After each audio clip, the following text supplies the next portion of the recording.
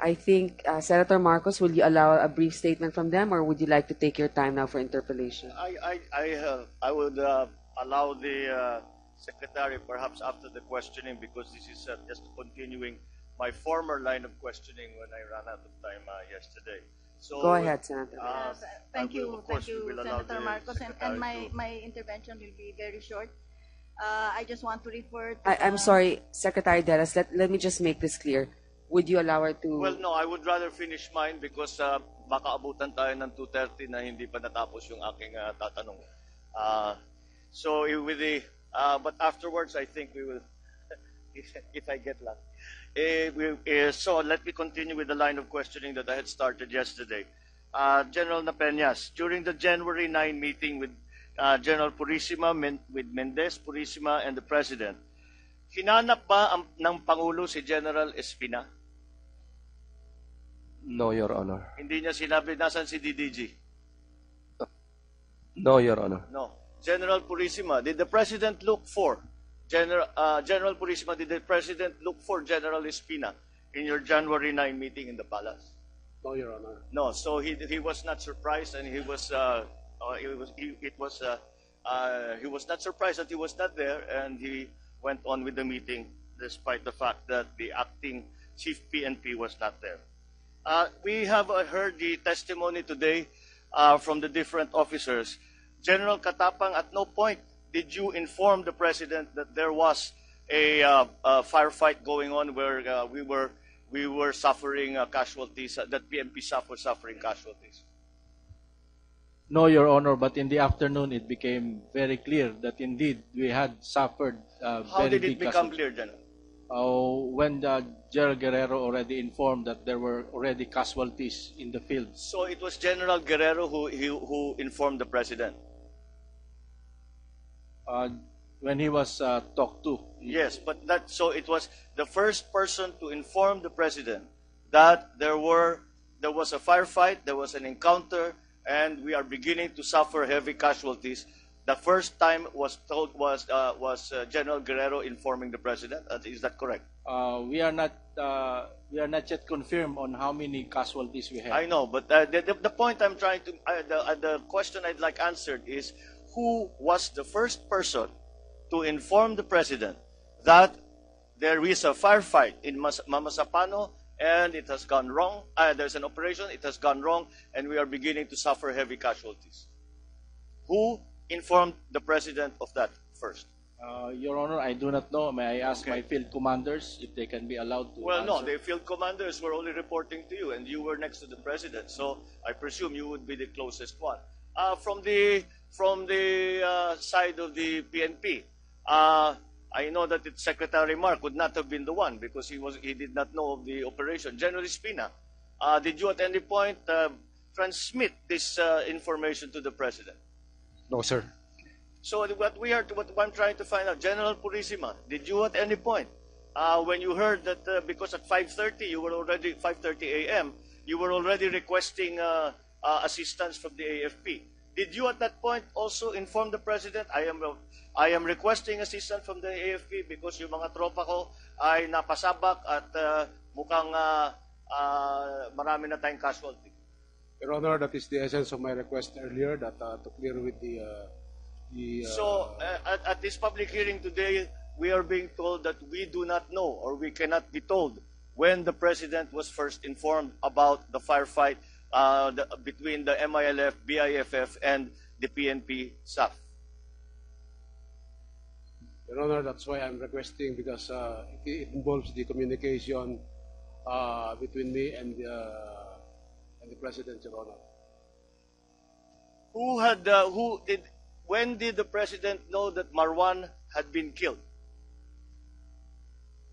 Ano yung report sa inyo, General Napeñas? Bingo, Mike 1 ang communication? It's Mike 1 Bingo, sir. Okay, there. But Mike 1 Bingo, when was that information relayed to the President? After you received that information, General Napeñas, what did you do with it? What did you do with that information? I informed the OIC PNP through a text message, and I also informed General Purisima through a text message, Your Honor. Did General Espina, did you forward that information to anyone, to General Purisima or to the President or to SILG? Sir, about Marwan, I'm not so sure. Ang nakalagay kasi doon, HBT. So it's just ordinary. Pero napapaengkwentro na ng 5:30, ang naging instinct ko, sir, tumawag kay General Guerrero, tulungan sila. Yung encounter na kikilanganan lang ng tulong, alalay. Pero Marwan, I'm still trying to... Okay, if you could get that information for sir. us, please. General Guerrero, did you inform the President at any point that the firefight, there was a firefight and we were beginning to suffer heavy casualties? Madam Chair, Your Honor, I was told to brief on the situation in Central Mindanao at around 1700 or 5 p.m., Your Honor. So at that briefing, the President was present? Yes, sir. So your briefing was about the firefight of the PNP SAF in Mamasapano against the BIFF and MILF? Yes, Your Honor, that is based on the information that I'm getting from my division commander. It's very vague. That's not complete. Okay. We're just trying to update him on what we learned about the incident from my division commander, Your Honor. Did the President issue any instructions having found out that there was a firefight going on? At that time, we were already discussing the condition of or the state of the 84th SAC. What were the instructions of the President to you upon finding out that we are beginning to suffer heavy casualties? We were discussing about the possibility of reinforcing them, but it is already being done by the 6th Infantry Division. So he did not give you any instructions as to what to do? The guidance is to reinforce or rescue the group. So my general guidance to my division commander is to do his best effort. Well, the guidance, what do you mean by guidance? This came from the President? This came from your superior commander? What guidance was that? We were in a briefing room, Your Honor. The presence of the President, the Chief of Staff, the What SND. were the instructions to you or any of the officers by the President upon him finding out that there was a firefight and we were suffering heavy casualties in that briefing? In that briefing, Your Honor, at about 1700, I was discussing about the 84th SAC. So this is the main effort that we found out later on. So the guidance is ensure that there is no friendly fires because we are doing a link-up operations. So the instructions to you were to ensure no friendly fire. There were no instructions as to the exfiltration of our... We are already doing that, Your Honor. Okay, all right. So, again, so there were no instructions specific to you by the President after your briefing? Apparently not. General Pangilinan, you said that you were following doctrine, which is well understood. Kaya nyo hindi kayo nagpaputok ng fire mission dahil nga hindi maliwanag ang locations ng mga puwersa. Had, however, there been a direct order from the President to conduct a fire mission in support of the PNP SAF who were pinned down, would you have ordered that fire mission? Your Honor, just the same, I will follow what is the doctrine. So you would not have followed the President's order to fire even if it was danger close? No, Your Honor, unless... You would have defied an order, a direct order from the President? Because there is a doctrine that we need to follow. Unless the one that is requesting that it be fired from his position, the one that is requesting is the one that is engaged, probably, Your Honor. So if Your Honor, may if those under fire had requested to fire upon my own position, you would have ordered that fire mission. But if the President ordered it, you would not have done it. Yes, Your Honor. Well, that is a bit of a. I am a little bit surprised because a direct order from the Commander-in-Chief, you will defy a direct order from the Commander-in-Chief. But anyway, thank you very much. General Katapang, in your previous testimony, you said, ayaw kong magpalipad ng aking air asset dahil baka ma-misinterpret ng MILF na sabihin nila atake na ito. Is that correct? Yes, Your Honor. So it was more important to you to preserve the peace process rather than save the lives of our policemen. Your Honor, Dahil namili ka, you prioritized it. You prioritized the peace process or the ceasefire over the lives of our PNP SAF officers. Your Honor, there was no request for a air support from the PNP SAF. I would like to go back to the record, and hindi na natin, but I will find the record where it's very, very clear that all support, that any support, I know that General Napeñas called everybody he knew. But anyway, this is now we have a division commander telling us that he would defy a direct order from the president, and now we are hearing that the chief of staff is prioritizing the peace process over the lives of the PNP SAF. So I'm very, very surprised because we talk about doctrine here. That is not in military doctrine.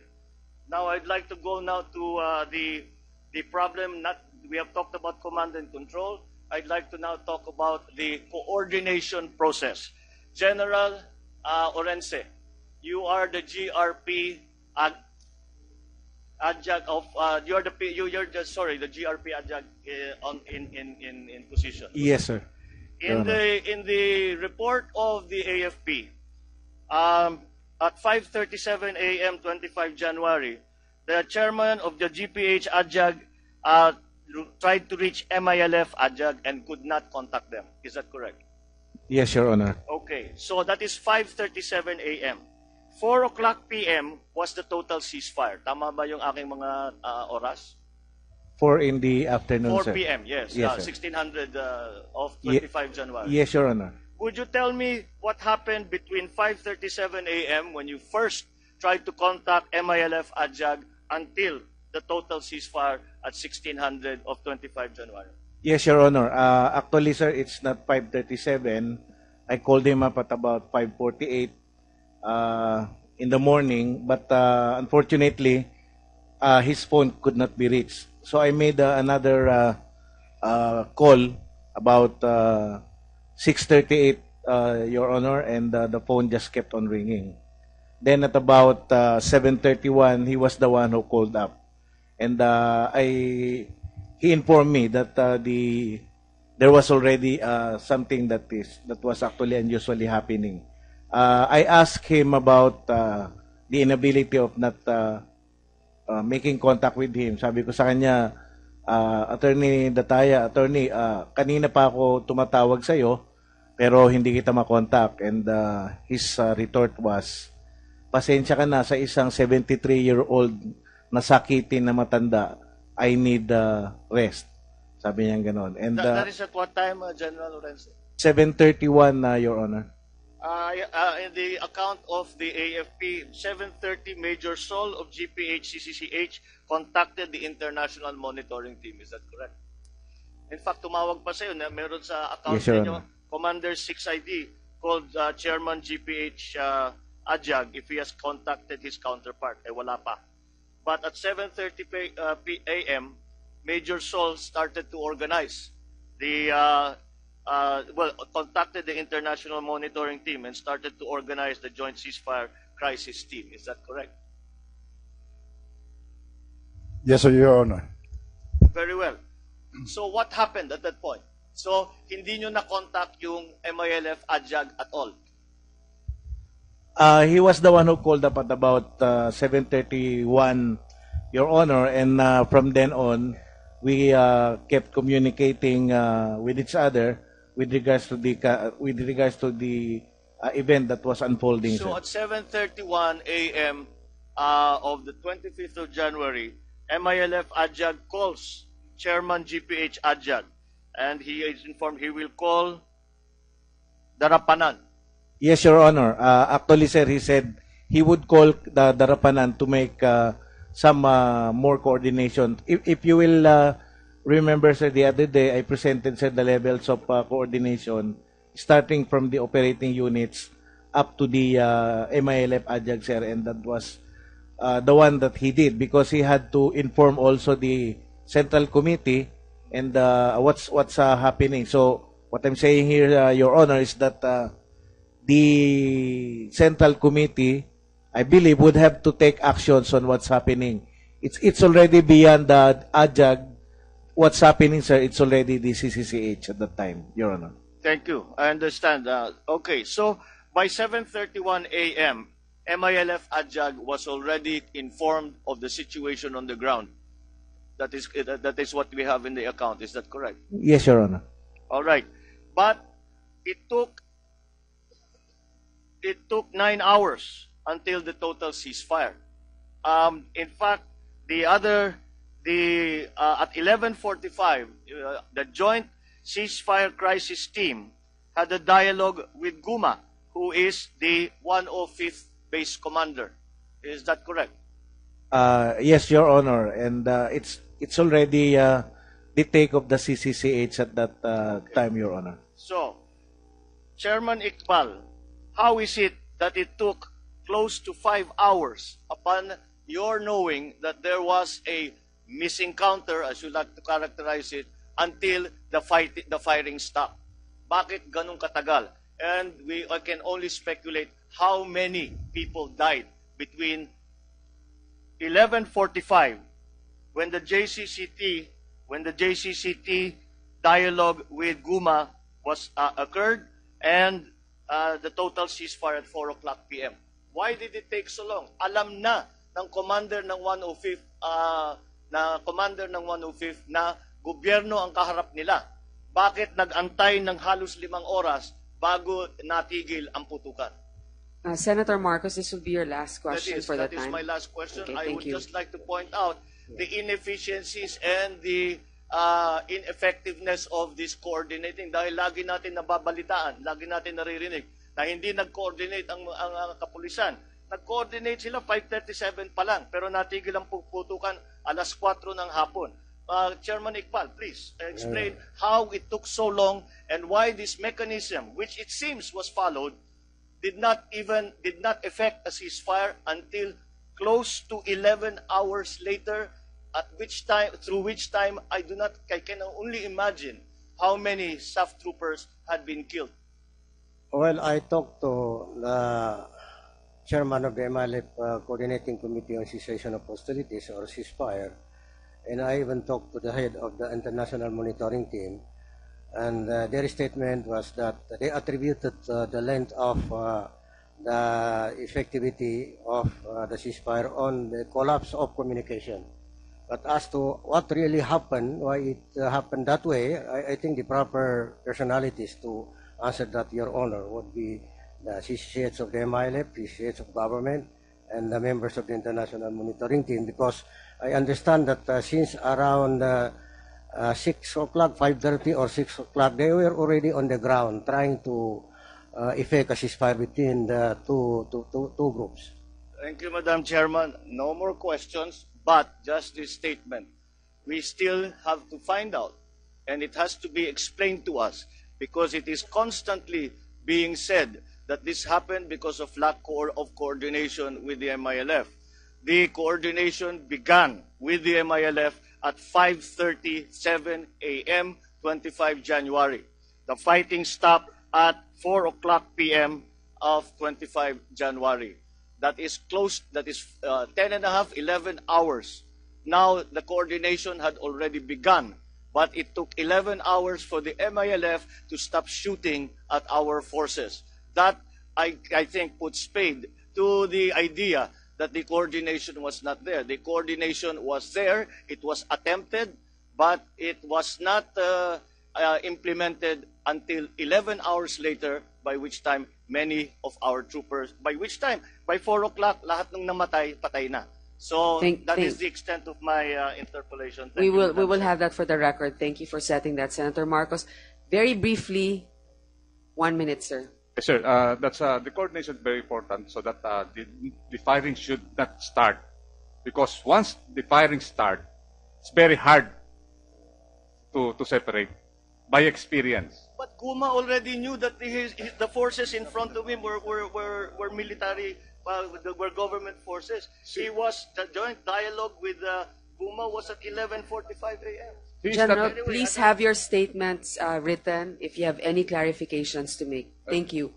Senator Recto, it is now your turn. Let me remind the rest of the senators that we have a very important executive session after this one. So we will try to finish. Otherwise, we will have to come back again next week to finish the next round.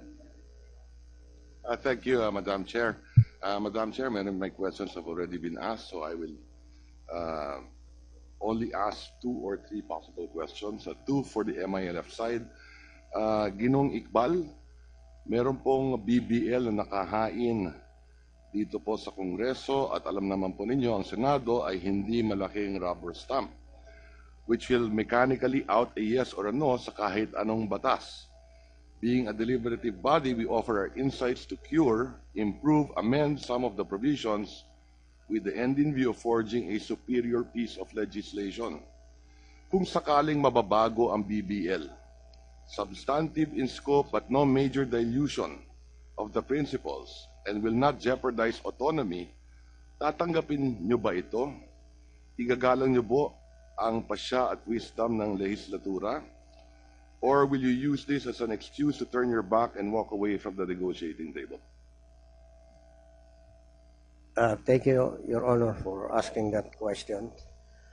I would repeat what we have been saying, that the MILF trust the collective wisdom of Congress, both the lower house and the upper house, to pass a good legislation in the form of the Bangsamoro Basic Law.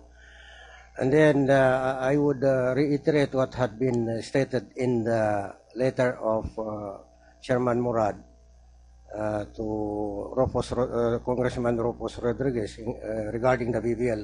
The letter said that the position of the MILF is what is contained in the BBL. However, knowing that plenary powers rest with Congress, then the MILF is requesting the Congress to improve and perhaps to hasten the BBL. Okay. So, maliwanag na tatanggapin ninyo ang pasya ng Kongreso kung meron mga amendment na gagawin ang mga kinatawan. Ang bottom line po, as far as we are concerned, it's not to the extent of watering it down. Not to the extent of watering it down. Because even if we accept it, Your Honor, mananatili pa rin ang problema. Kasi a watered-down BBL would not address the legitimate grievances of our people. And then, pagtatanggapin ng MILF, halimbawa, yung watered-down na BBL, pati ang MILF magiging out of fashion ng MILF. Magiging irrelevant ang MILF. And then, magpapatuloy yung problema. Kaya ho, ang appeal namin na sana po, yung BBL as it is crafted by the Bangsamoro Transition Commission, except for improvement and for enhancement, for Congress really to pass a good legislation in the form of the Bangsamoro Basic. Maraming salamat, Ginoong Iqbal. Naniniwala po tayo na we all know that there are many contentious issues dito sa BBL, no? May mga issue dyan ng kapangyarihan at issue dyan pang pondo. The BBL is not just a political blueprint, but also an appropriations bill. At in the first year estimate, sa aming pagsisiyasat, sa aming pagsusuri sa mga dokumento, sa mga sagot, sa mga iba't ibang forum, ay siguro yung unang taon ng gagastusin dito ng taong bayan, ng ating pamalaan na babayaran ng taxpayer, ay hindi bababa sa 75 billion, Ginong Iqbal. Tama ba yung nabanggit kong halaga? Na hindi bababa sa 75? Siguro tama ho, more or less. More or less, opo. Now, just to put things into perspective, Ginong Iqbal, yung budget ng AFP ay 95 billion, ang budget ng PNP ay 70 billion, ang budget ng CCT ay 70 billion. Ganong kalaking pera ang manggagaling sa mga taxpayer outside of the armed region. No? Ganong kalaking halaga to. 70 billion na automatically appropriated na wala nang say ang Kongreso. Sa unang taon pa lang, may mga block grant, may formula, meron social fund, at kung ano-ano pa. No? Hindi ba't kung ang isang grupo ay humihingi ng autonomy, bakit humihingi rin ng pondo? Ibig sabihin, ang ibig sabihin autonomy ay magsasarili. Bakit kinakailangan ganito kalaking pondo ang ibibigay? I answer it, Your Honor? Yes, please. Apo. Unang-una ho, kasi yung autonomy na para sa Bangsamoro, it's still part of the Philippines. Correct. Still the Philippines is the mother state. So, as a mother, it's natural that the mother should help the son or the daughter. Naunawaan po natin yan. Ngunit, posible ang iba't ibang lalawigan sa bansang Pilipinas ay hihingi din ng parehong kapangyarihan o di kaya magtatampo, bakit yung taxpayer money namin ay mapuputan ganun kalaki sa ibang lugar ng Pilipinas na parang masyadong malaking kapangyarihan at pondo ang hinihingi. No? But I will set that aside already, and I'm sure that there will be other hearings when we tackle the BBL by itself na pwede natin pag-usapan to. Ang huling katanungan ko na lang sa ating government side, no? Nung nakaraang hearing, tinanong ko, ano ba talaga ang US involvement sa planning, operation dito kay Marwan, no?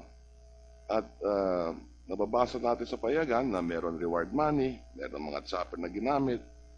Yung index finger nga, hindi nabigay sa PNP, napadala sa General Santos, hindi natin nakuna ng letrato, so on and so forth. Pwede bang ipaliwanag ninyo dito sa Senado ngayon?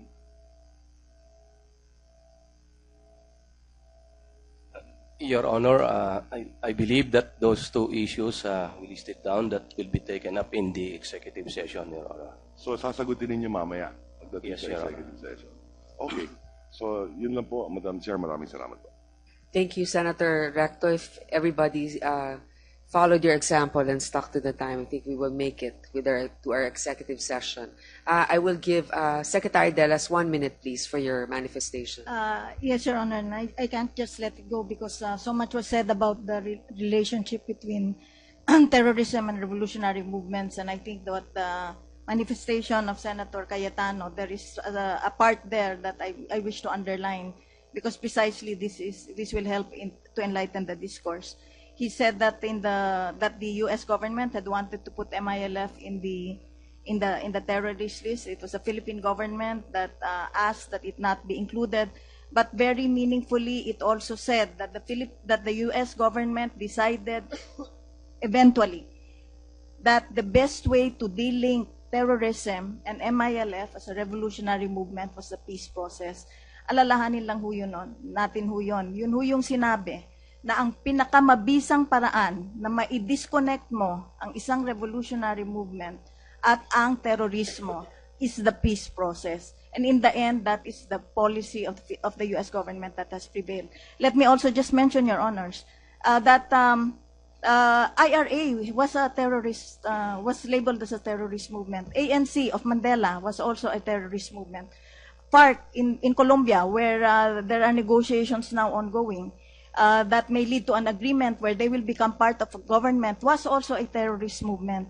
Yun ho yung ating sinasabi na kailangan ho titignan lagi ito in a narrative. Hindi ho, ang evolution ho ng revolutionary movement ay hindi napapako sa isang sandali. At may nangyayari. At anong ginagawa mo ngayon ay dapat na angkop doon sa kalagayan nito ngayon. And may I just ask, Your Honor, just time also to Professor Ferrer to respond to the manifestation that was with reference to her remarks. Let me just, we will go ahead and we will ask for that manifestation later on. In the meantime, we will go to Senator Aquino. Yeah, Madam Chair, I'd like to listen to Professor Ferrer's manifestation so she can take it out of my 1 minute. If it can just be 1 minute, please. Thank you, Senator Aquino. Well, very briefly, Your Honors, the matter of the coordination, I think one question that has arisen in these circumstances is whether, in fact, a high-value target operation requires this some kind of a prior coordination between first level between the government involved in the LEO and our ADJAG, and then secondly between the government ADJAG and the MILF ADJAG. I think this has really been part of the problems that we have encountered in the past ever since that kind of a protocol was established in 2002. And that was why in 2012, the implementing guidelines was developed further between the government and the MILF, but we continue to have that kind of difficulty, particularly in relation to coordination between the AFP and the PNP. This is not the first instance that we've had some kind of differences of opinion exactly how to manage circumstances of law enforcement operations that would affect MILF communities. And for that reason, in July 2013, after a series of workshops over 2 months between the police officers and the Armed Forces of the Philippines, we came up with our letter directive of July 2013, further developing the guidelines of cooperation, coordination between the AFP and the PNP, which was signed. This document was signed by no less than the PNP chief, Allan, and then AFP chief, Manny Bautista. And although, and it was very clear that the 24-hour rule pertains to non-high value target, but in cases of non-high value target, the prior coordination can happen less time. So that Professor is Ferrer, no, sorry to cut you. So are you saying that in your estimation, the ceasefire agreements were not violated by the operations of SAF in the area? Categorically, are you saying they did not violate the ceasefire agreement? This is the adjunct mechanism which pertains Well, the to adjunct law, mechanism? right? Yes, sir.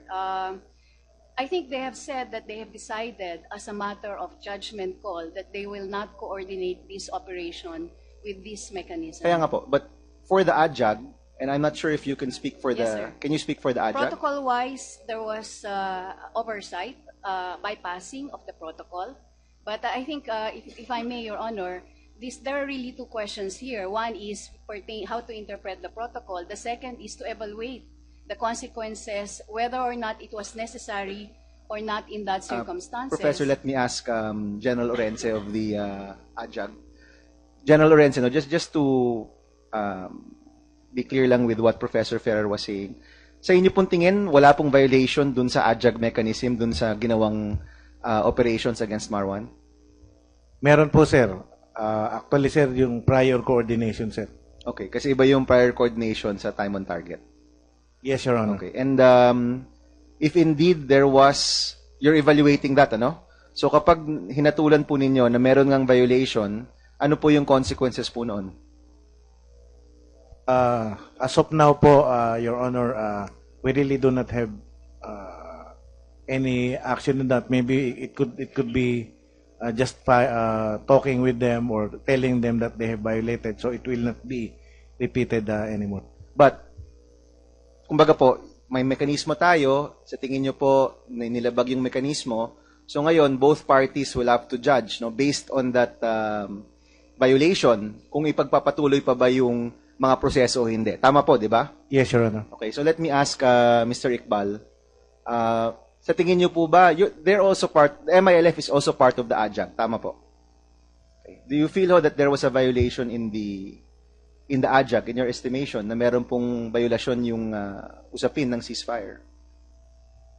Well, I do not want to say it, but it was already admitted that there was no coordination. Okay. Kumbaga, nasabi nyo na rin ho, no? Nasabi nyo na rin, no?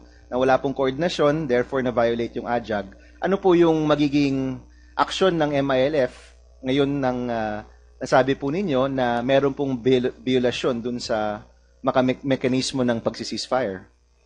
Doon din mismo titingnan doon sa terms of reference ng adjunct at saka yung sa ceasefire agreement. May mekanismo doon na nag-address kung sakali may violation on the part of government, on the part of the MILF. Yun din mismo ang ma-address.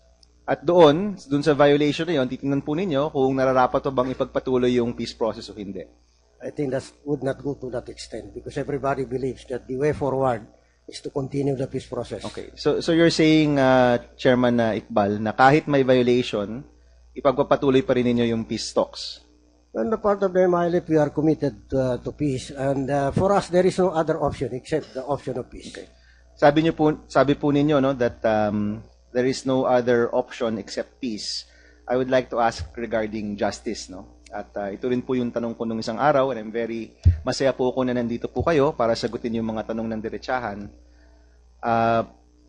Kahapon po, si General Espina gave a very impassioned and emotional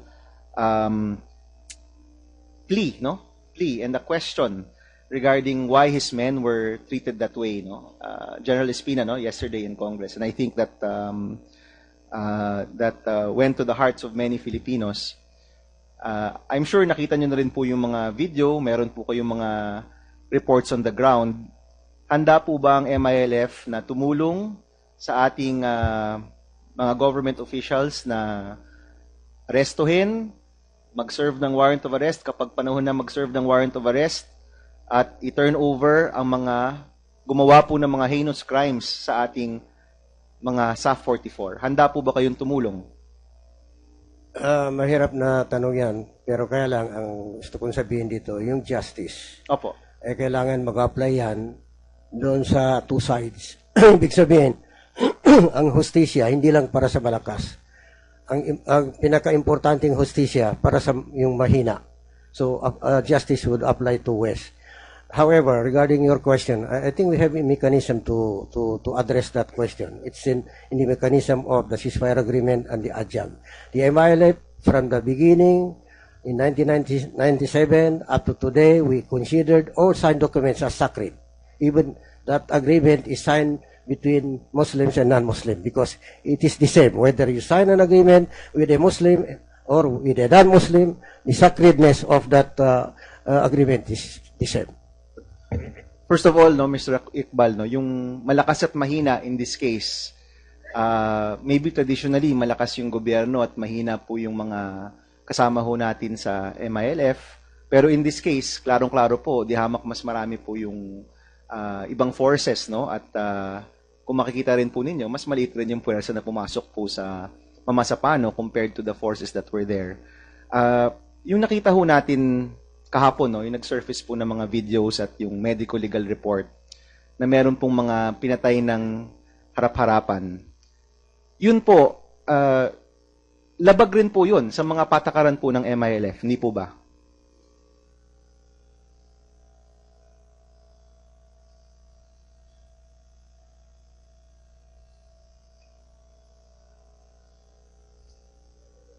Your Honor, would you allow me to read a portion of the code of conduct of the Bangsamoro Islamic Armed Forces?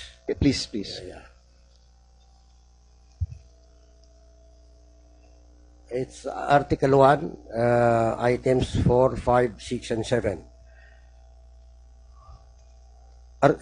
Number 4, wounded enemy combatants. Never betray or be treacherous or vindictive. Do not mutilate, don't cut or burn palm trees or fruitful trees or ruin dwellings. Don't slay sheep, a cow, camel, or other animals except for food. This is a hadith from Prophet Muhammad. Number 5, surrender enemy combatants. Maintain and observe justice at all time and avoid blind retaliation. Protect and treat them humanly. It's in the Quran. Number 6, prisoners of war or captives. Be kind at all time to captives or prisoners of war. Collect and care for wounded combatants. It's still in the Quran. Number 7, medical or distinctive signs. Respect personnel and facilities or persons bearing mark with signs as Red Cross or Red Crescent, including religious persons, military or civilians. Carrying white flag used for negotiation, truce, or surrender. You know, Your Honor, I am touched by this one. So, ang sinasabi po ninyo, yung nakita ho ng taong bayan na pagtrato sa ating SAF 44, na pagpatay sa kanila ng harap-harapan, sinasabi niyo po ngayon na masakit sa amin yung pagkamatay ng SAF 44. At yung kung paano po sila pinatay, yung nakita ho natin. Kaya nga ho, kailangan natin ng independent investigation para makita natin. Okay. Madam Chairman, I'd just like to give the last word to General Espina. Yesterday po, meron kayong hinaing. In fact, it brought General Napeñas to tears kahit po kami. Many of us were moved by that statement. At this point, and this was also my question in the last time, no? Ano pa rin po yung hustisya na hinahanap po ng ng ating kapulisan dito po sa nangyari? Alam niyo po, katulad po nung nasabi ko noon pa, tagal ko na pong nilagay ang sarili ko doon sa paanong humahanap po ng hustisya. Doon mo malalaman nyo na katulad nung pamilya, ano ho ba ang gusto nilang mahanap so that we'll have a good perspective of what real justice are we seeking. Kaya nga ho yan, malaman ho ang katotohanan. Kung malaman po yung katotohanan through investigation, dapat pong maparusahan kung sino man mo may pagkakamali, kung sino yung pumatay, kung sino nagkamali, etc. And all others, kasi hindi na natin mababalik yung nagwan po ng injustice. Buti ho, nandito si Chairman Iqbal at least naparating po natin sa kanila kung ano yung mga nangyari doon sa mga pulis namin. Maraming salamat po kung if I may, kung I hope sama-sama po sana tayo. 44 po yung aming namatay. Sabi niyo sa inyo, 18. Pero we have to be both together here po, no? We seek justice for our people. Yung sa inyo din naman ho. Sana maging ganun din. Salamat po.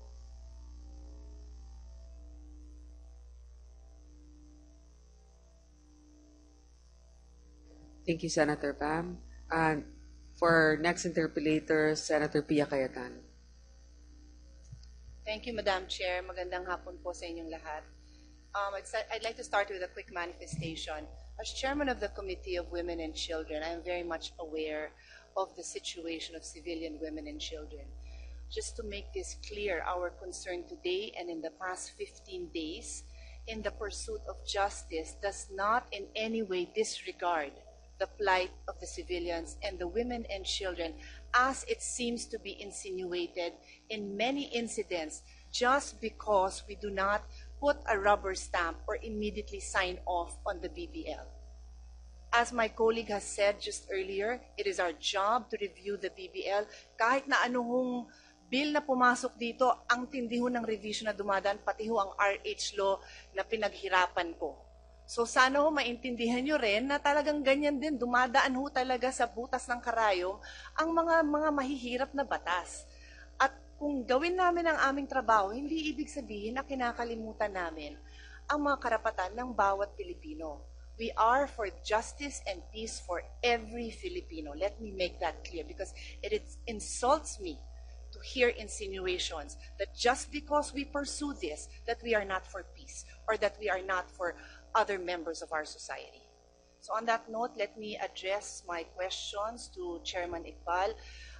Katulad po ng sinabi ko dun sa mga naunang dumalo dito na resource persons for the past 2 days, maraming salamat po na pinag-abalahan nyo na dumating dito at pahalagahan ang hearing ng Senado ng Republika ng Pilipinas. Salamat po. In the last hearing, I expressed my dismay that it took the MILF 15 days to decide to return the arms and the personal belongings of the soldiers of the SAF to their families. Tanong ko lang po, bakit ho inabot ng ganong katagal na ibalik ang government property at ang mga konting bagay-bagay na ibibigay lang naman sa isang nanay o isang asawa para maalala niya yung kanyang minahal? Alam po natin yung nangyari. Ulitin ko, tragic incident. Unfortunate incident. Maraming nasawi sa party ng South. Marami rin nasawi sa amin. Kung ano mang ang nasasaloob, damdamin ng mga pamilya na South na namamatay, ganun din po ang damdamin ng mga pamilya ng mga puwersa namin na namamatay. So, because of that, we are dealing with human feelings, and human feelings cannot be addressed abruptly. We have to understand human nature. So kailangan po rin intindihin yung damdamin po ng mga pamilya nung namatayan para po para po hindi magiging you are solving one problem and creating another problem. That's why we need really to engage with them, that there has to be sacrifice aside from those being killed in the name of peace. Kasi mas sa amin importante yung buhay nung namamatay.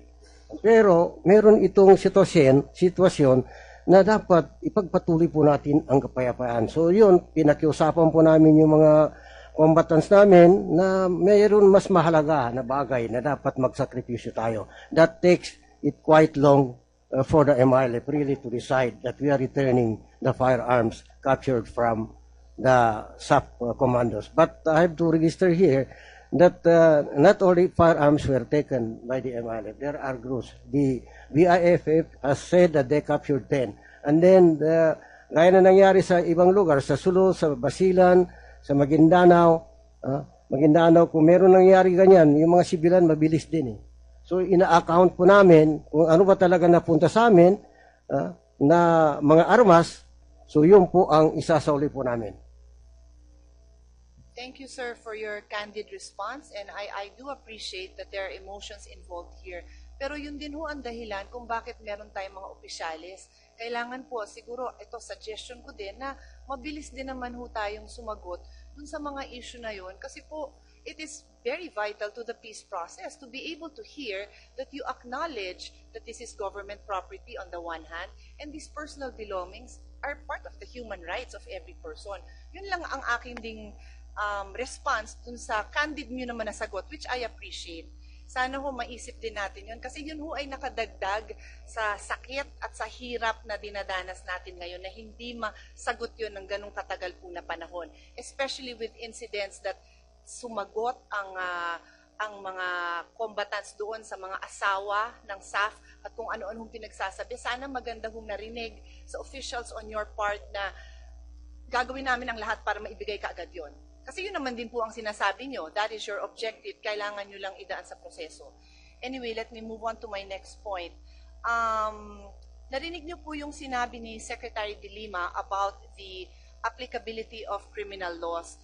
And when you were asked just earlier by Senator Bam if you will coordinate with government agencies in the investigation and in the surrender of these persons, ang sagot nyo po mahirap na tanong yan. Dapat both sides magkaroon ng justice. I agree. Tama naman po yun na mahirap na both sides must have justice. Pero sabi din po kasi ninyo kay Senator Allan kanina nung referring to the video, kung yung bang mga nakita natin doon in our own personal capacities at it has not been presented in the Senate, ano ho bang description nyo doon at yung mga gumawa ho nun, isusurrender ba? Ang sagot nyo po is malala pa sa terorismo yon. I remember that, and therefore, I'm a little bit confused now with the answer kay Senator Bam and kay Senator Allan kasi ang intindi ko is kung sino ang responsible sa mga ganong acts, you will coordinate with government to identify these persons and surrender their persons. Can we just get clarity, sir, on that answer? Well, narinig natin yung explanation ni Secretary De Lima na meron mga karumadumal na aktibidad na labag yan sa international law. So, in matters of principle, dahil pag-application ng yung batas na yan, na ay hindi lang mag-a-apply yan halimbawa sa MILF, pati sa gobyerno ng Pilipinas. So, ibig sabihin, kung yung war crime na yan halimbawa, ay mapapatunayan after duly yung fair and impartial investigation na mayroong gumawa noon, halimbawa sa MILF o di kaya anong grupo, siguro not just the MILF, even the government of the Philippines is bound by the rule of that international law. So in matters of principle, pag mapatunayan yung ganon, na talaga may war crime, siguro that would apply. Okay, thank you. Just for the record, it's also part of domestic law kasi na-adapt po yung provisions na yon sa Republic Act po natin. Moving forward, well, the reason I asked that is because I guess in principle sinasabi nyo it will be done, pero yung concern ko is kung sa gamit nga lang po nahirapan tayong isurrender lalo po yung sa tao. So I'm just making known that concern that I have. Follow up po to sa tanong ni Senator Allan naman na sinabi niya, paano ho kung matatalo ang MILF sa parliamentary election, titigil na ba kayo? Ang sabi po ninyo, wala na kaming armas, na-decommission na, di wala na. Ang aking lang namang nais sabihin ngayon is, may balita po kasi na may foreign funders. Hindi ko pwedeng itago yon dahil marami hong nakakarinig ng ganon. So, concern ko yun na kung ang sasagot din ng decommission, there's also that concern that if there's a will, there's a way, and the news that there are foreign funders out there. So that is a concern that I also have. Ano ho ang pinupunduhan? Kasi sa ngayon, dami-daming foreign funders na tumutulong dito sa peace process. Ang armas po, katulad po nung pinakita niya na 750,000 to 1 million. Yun na nga ho, ang sabi ko kanina, ano pa pang saysay na kukuha pa ng armas ng MILF, ang pinag-usapan dito, pag nakompleto na yung proseso, magdi-decommission ng MILF. That is what we would like to happen. Another question po, follow-up kay Senator Ginggona naman, sabi niya po sa kanya, wala hong lugar na may complete authority ang MILF. And what you want to happen under the BBL is to have legal authority. And then you added po, kung mananalo yung MILF sa parliament, mas masusugpuan ang karahasan. Ang tanong ko po is, under the BBL, may police force. Kung sa ngayon po, may sariling police force ang BBL. Kung sa ngayon po, hindi naman natin nakita, at least in this particular incident, na nag-aaway ang MILF and Bangsamoro. In fact, they seem to be living fairly peacefully in Mamasapano. Bakit pa ho kailangan ng separate? Kasi this incident brings to our attention the possible conflict that can happen if there is a separate Bangsamoro police. That has been the discussion in many venues. Actually, there is no separate Bangsamoro police. The Bangsamoro police is part of Yes. the Philippine National I Police. do know that, sir. It is in Section 2. It is identified. Pero meron pa rin. Bakit ho? Unlike in other areas, there is no such entity na Bangsamoro Police. Bakit pa ho na kailangan ng ganun?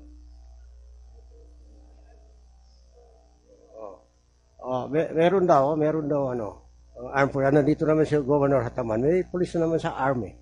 Actually, may pro-ARMRD, armed talaga, pero ang reporting niya not to the regional governor, but to the chief PN pa rin.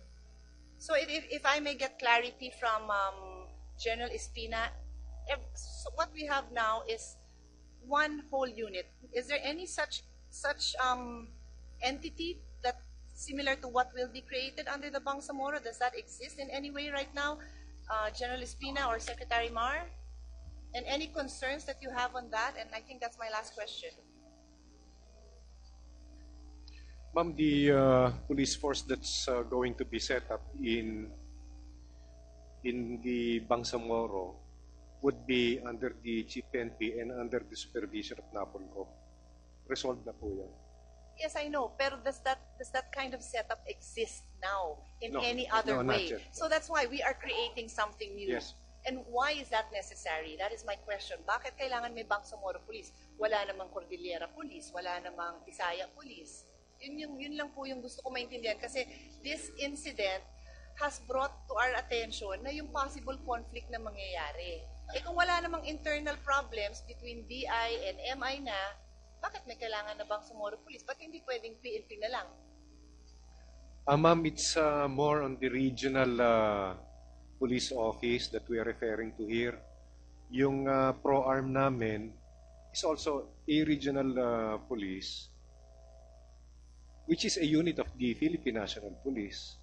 Itong Bangsamoro Police would be a regional police unit of the PNP.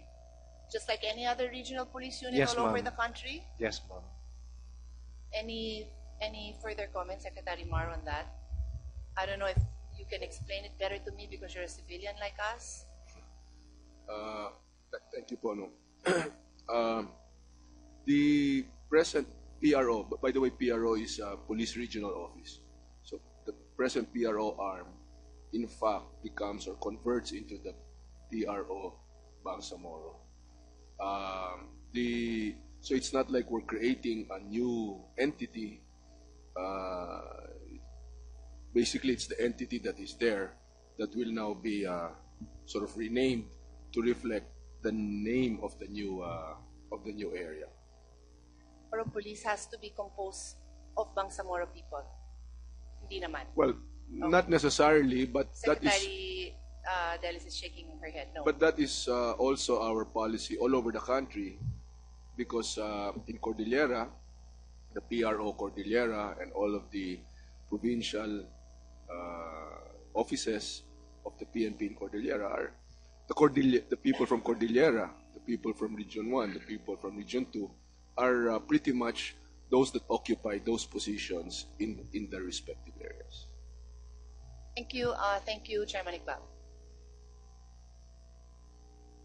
Thank you, Senator Pia. There was a firefight and we were beginning to suffer heavy casualties. Madam Chair, Your Honor, I was told to brief on the situation in Central Mindanao at around 1700 or 5 p.m., Your Honor. So at that briefing, the President was present. Yes, sir. So your briefing was about the firefight of the PNP SAF in Mamasapano against the BIFF and MIL. Yes, Your Honor, that is based on the information that I'm getting from my division commander. It's very vague. That's not complete. Okay. We're just trying to update him on what we learned about the incident from my division commander, Your Honor. Did the President issue any instructions, having found out that there was a firefight going on?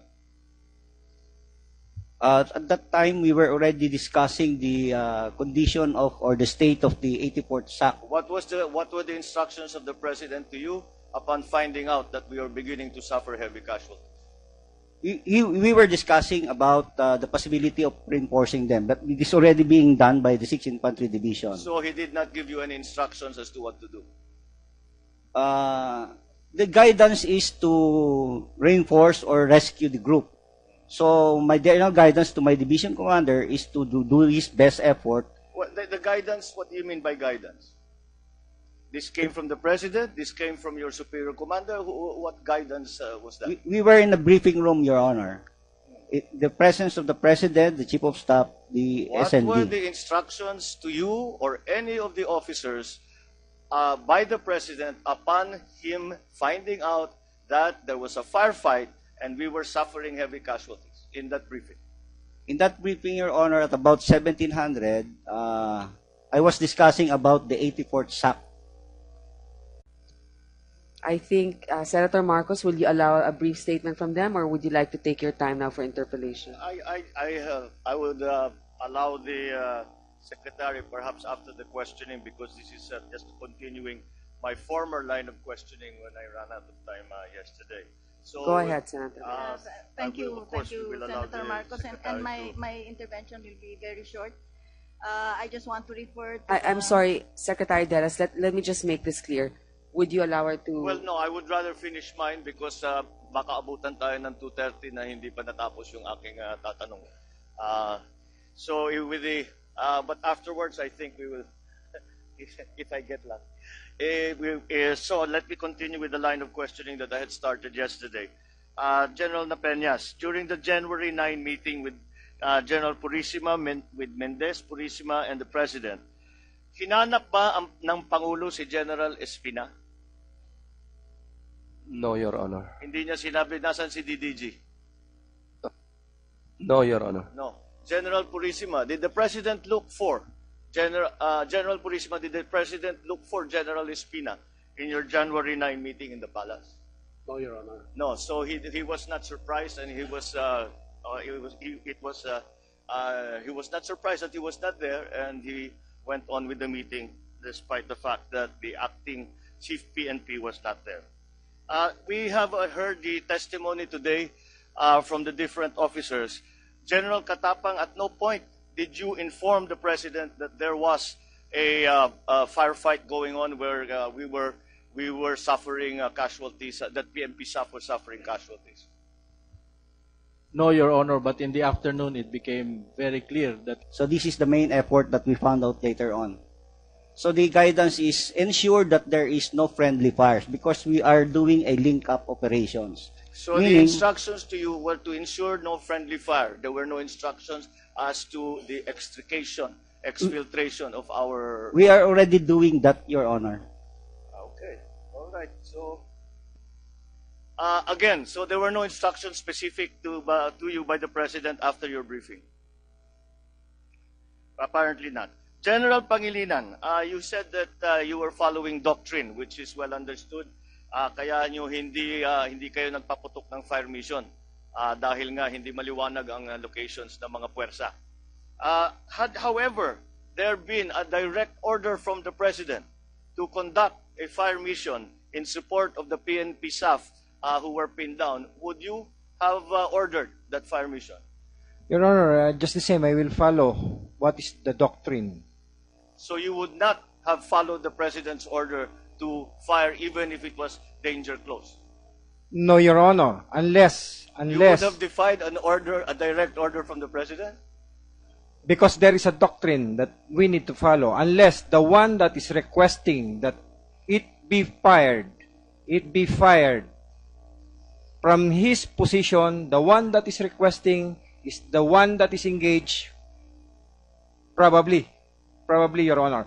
So if Your Honor, may I... if those under fire had requested to fire upon my own position, you would have ordered that fire mission. But if the President ordered it, you would not have done it. Yes, Your Honor. Well, that is a bit of a I am a little bit surprised.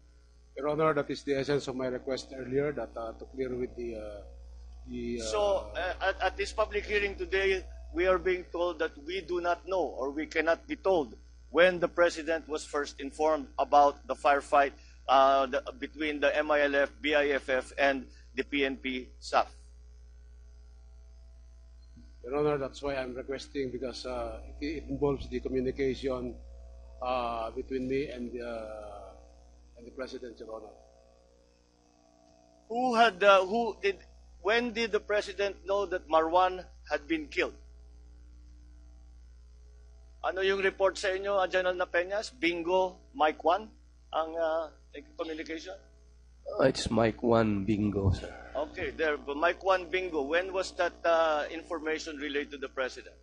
After you received that information, General Napeñas, what did you do with it? What did you do with that information? I informed the OIC PNP through a text message, and I also informed General Purisima through a text message, Your Honor. Did General Espina, did you forward that information to anyone? To General Purisima, or to the President, or to SILG? Sir, about Marwan, I'm not so sure. Ang nakalagay kasi doon, HBT. So it's just ordinary. Pero napapaengkwentro na ng 5:30, ang naging instinct ko, sir, tumawag kay General Guerrero, tulungan sila. Yung encounter na kikilanganan lang ng tulong, alalay. Pero Marwan, I'm still trying to... Okay, if you could get that information for us, please. General Guerrero, did you inform the President at any point that Indeed, we had suffered How very did it big become casualties. clear, General? When General Guerrero already informed that there were already casualties in the field. So it was General Guerrero who informed the President? When he was talked to. Yes, but so it was the first person to inform the President that there was a firefight, there was an encounter, and we are beginning to suffer heavy casualties. The first time was General Guerrero informing the President. Is that correct?